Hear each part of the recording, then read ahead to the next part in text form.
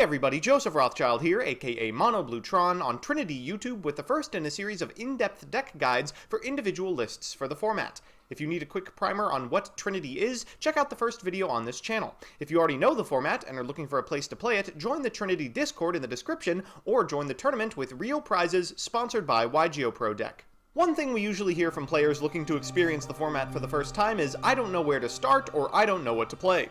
To you I say, steal this deck!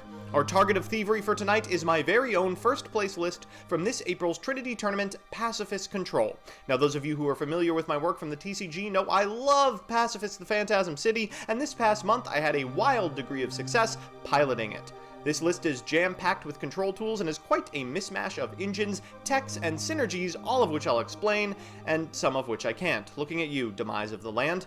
So to break the video up, we're going to go through the following sections: deck building philosophy, individual card discussion, and synergies.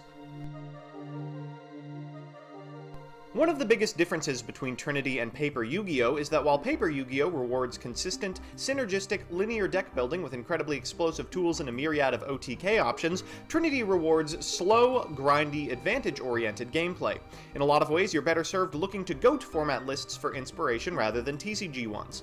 Because of this, I did all I could to include as many individually advantageous engines as possible.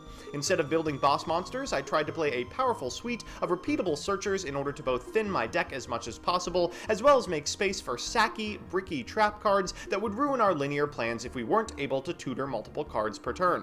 I eventually settled on Weathery, Gradle, and Pacifis as my three engines, freeing up the remainder of the non-tutor space with cards like Heavy Storm Duster, Torrential Tribute, and other assorted 2-for-1s. The other deck building rule to which I conformed was to make sure I had a good pendulum matchup. Now, being a part of the Trinity Discord is a fantastic resource for both new and old players alike, as it gives you a good idea of what other people are playing. This was the first tournament Exfo was legal for, and I, along with many players, had Heavy Metal Foe's Electromite in our sights. I knew that whatever resources I gathered should be adept at either removing single problem creatures, blanking the battle phase, or destroying set scales. I've broken the deck up into different suites. First is the Pacifist suite. This is critical for two reasons. Firstly, it adds Spiral Battle and Spiral Power to our hand, which are good at dealing with both Scales and Electromite respectively, and secondly, it's almost a Woboku on legs, since it keeps summoning something with which we can protect our life points and can trigger several times in a turn. Next are the Gradles. I'm playing these because Gradle impact is insane. It searches individual monsters up to 3 times, each of which represents a 1-for-1 at worst, and when combined with impact, things like Alligator can represent much, much more. You can also banish these individual monsters with Sea Stealth Attack to clear up space for the Phantasm Spiral traps should the need arise. Remember, SSA does not special summon, it returns so it doesn't turn Pacifist off. After that are the Weatheries. Now these are all the ones I feel comfortable playing. We're basically on 3 searchers, Snowies and Aura, which we're almost always using to find Snowy canvas and start plussing. I'm playing 3 canvases, Snowy, Rainy, and Thundery. Thundery is the big one, used to gain advantage off of your otherwise mediocre monsters by returning your opponents to hand, and Rainy turns off a fair amount of good stuff decks in the format.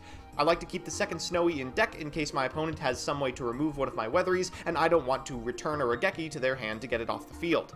In general, Thundery ate a lot of removal, so being smart with Aura is critical to most of your matchups.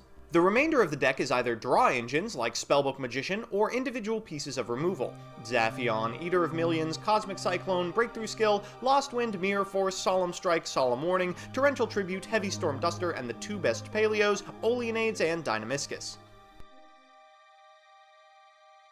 There's some choice interactions here as well. You can repeatedly banish Zaphion the Time Lord before his shuffle effect kicks in with Sea Stealth Attack, so you've always got an indestructible body on your side of the field on your opponent's turn. You can banish your Weatheries with their associated spells and traps, and the Gradles with Sea Stealth Attack to turn on the Phantasm Spiral traps. The deck can return a set Chicken Game with set rotation to the hand with the Weather Rainy canvas. Topologic Bomber Dragon can set up a soft lock with Pacifist the Phantasm City by repeatedly wiping the board and clearing your own token. And finally, the Paleozoic traps trigger Pacifist's search effect, though I found often you run out of search targets quickly. Previous versions of the deck played an additional Trinity for 1 more copy of Phantasm Spiral Battle, but the ability to play 40 cards was just a little too alluring. All in all, this strategy is consistent, grindy, and untouched by the ban list. If you're interested, check the description for a link to the YDK and the Dueling Book list. Hope to see you in the tournament!